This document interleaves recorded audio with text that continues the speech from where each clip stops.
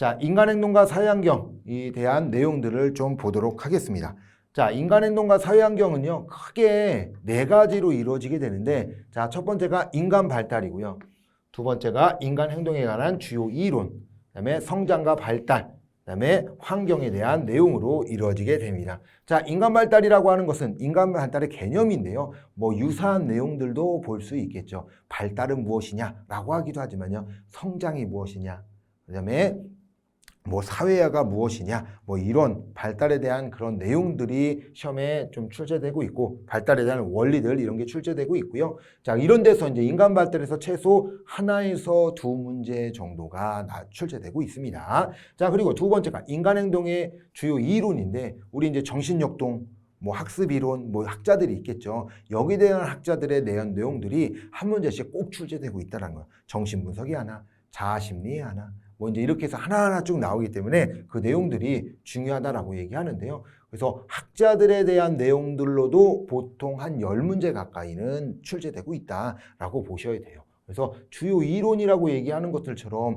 그 학자들에 대한 중요한 내용들이 있는데요. 우리 정신분석, 프로이트의 정신분석 이론이다라고 하면은 뭐 의식, 전의식, 무의식이 있을 것이고요. 그다음에 원초와 자아, 초자아, 그다음에 구황남장생 해서 발달 단계로 이루어지는 것들, 그다음에 안나 프로이드가 이야기했던 방어 기제들, 그다음에 우리 에릭슨이 이야기했던 8단계 발달 단계, 이런 내용들도 중요하고요. 뭐 아들러가 있었던 출생순이라든지, 그리고 이제 정의들이 있어요. 학자들의 정의들이 정말 중요한데요. 이 정의들이 왜 중요하냐? 우리 이제 정의를 물어보면서 프로이드에 대한 내용으로 틀린 것은 해놓고 뭐 융의 정의가 들어간다든지, 아들러의 정의가 들어가 있다든지, 에릭슨에 대한 내용이 들어간다든지 이렇게 들어가요. 그래서 학자가 어떤 학자가 어떤 이야기들을 했구나라는 것들에 초점을 두고 공부를 한다고 하면요, 그렇게 어렵지는 않다라고 이야기합니다. 그런 학자들이 많죠. 정신역동에 관한 학자만 5명이고요. 뭐 행동이론이라고 얘기하면은 우리가 이제 뭐 반두라 스키러라든지 반두라 대한 내용이 나오게 되죠. 그리고 이제 그런 내용들, 자, 인지 발달에는 피아제라든지, 뭐 우리가 이제 도덕성 발달 이론을 이야기했던 홀버그라든지 이런 학자들이 나오고요. 인본주의 학자인 2명이죠. 매슬로우하고 로저스, 이런 학자들로 이루어진다라고 이야기합니다. 그러니까 5명이고 2명, 11명이네요. 11문제가 나오기도 하고요. 간혹 이런 문제도 나옵니다. 학자들을 묶어요. 학자들을 묶어가지고 뭐 우리 시간 정신역동에 대한, 아니면 또 우리가 쉽게 생각할 수 있는 것들이 뭐가 있냐면 발달 단계. 발달 단계를 한 이야기를 한 학자들이 또 몇 명은 또 추려집니다. 자, 그런 것들처럼 어떤 내용들로 이루어질 수는 없지만 묶어서도 나타나고 있다라고 이제 이야기합니다. 자, 세 번째로 볼 것이 인간 성장의 발달입니다. 인간 성장은 엄마 뱃속에 있는 태내기부터 시작해서 노년기까지 나타나는 거죠. 이것도 마찬가지로 단계별로 하나씩 다 나온다고 생각하시면 돼요. 영아기의 특징들, 유아기의 특징들, 아동기의 특징들, 청소년기의 특징들. 잘 안 나오는 녀석이 청년기의 특징입니다. 청년기에 대한 내용이 잘 안 나오긴 하지만 또 중년기, 노년기, 이렇게 이제 이런 학자들 그 발달 단계에 있었던 내용들이 중요하겠죠. 영아기의 특징들이 있을 것이고, 영아기에 대한 내용이 물어보면 유아기 내용이 정답이 될 것이고요.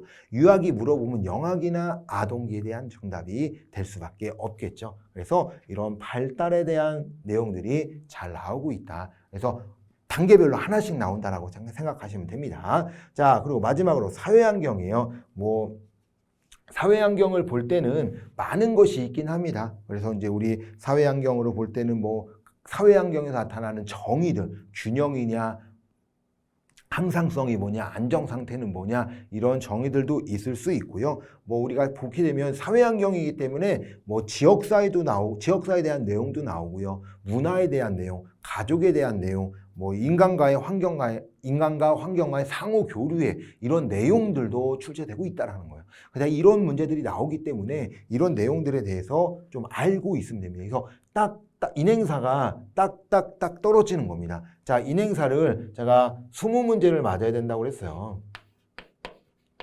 자, 20문항을 맞아야 되는데 20문항이 솔직히 25문항 중 20문항 맞는 게 솔직히 말씀드릴게요. 쉽진 않겠죠. 자, 그런데 좀 전에 말씀드린 것처럼 학자들에 대한 내용들이 정의만 또 잘 발달되어 있고, 자, 정리되어 있고요. 그다음에 성장 발달에 대한 내용들도 그 단계가 따로 제냐. 단계에 대한 내용들이 정의만 되어 있다라고 하면은 보통 학자들에서 한 10문제, 인간 성장 발달에서 한 8문제, 자, 그리고 인간 발달, 요 개념에 대한 내용에서 한두 문제 나오면 보통 이렇게 되면 20문제 나오게 되거든요.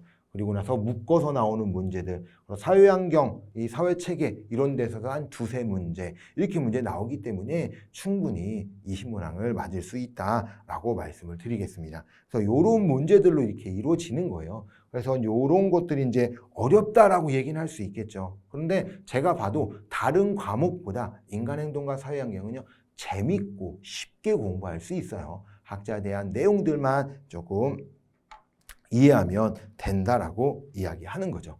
그렇게 해서 이제 20문제 맞는 것이 뭐 어렵다, 뭐 쉽다, 요거는 이제 개별 차이니까요. 방금 말씀드렸던 제가 뭐 인간의 발달에 대한 특징들 또는 행동에 대한 학자에 대한 특징들 그리고 발달 단계에 있었던 특징들을 조금 잘 공부하신 게 좋고요. 특히 이제 우리 인지 발달 개념에 보게 되면 여기 이제 피아제라는 학자가 있어요.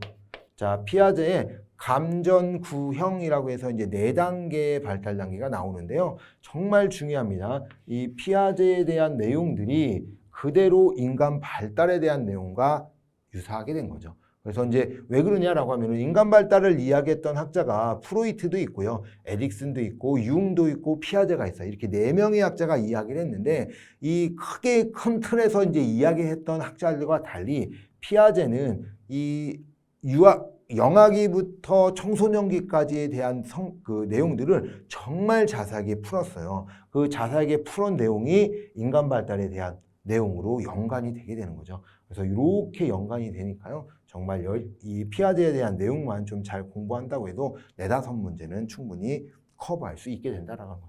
그래서 특징들이 이렇게 나와 있습니다. 그렇기 때문에 그 특징에 대해서 내용들을 조금 보시면 쉽게 볼 수 있다라고 말씀을 드리겠습니다.